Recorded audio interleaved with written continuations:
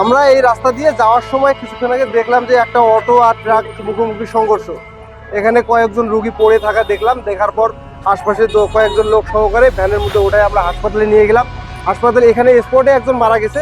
হাসপাতালে নিয়ে যেতে যেতে আমার কোলের মাঝে একজন মারা গেছে আর কি। আর একজন মহিলা আছে, উনিও আশঙ্কাজনক। আর একটা ছেলে আছে, তার পাটা সম্ভবত নষ্ট হয়ে যাবে। আর ওই ছেলেটাও আশঙ্কাজনক। তো আমাদের এই হাতিবান্ধা এই রাস্তাটা, হাতিবান্ধা বুড়িমারি পাটগ্রাম যে এই মহাসড়ক, এটা একটা মরণ ফাঁদ, এটা একটা মৃত্যু ফাঁদ, এটা কোনো রাস্তা নয়।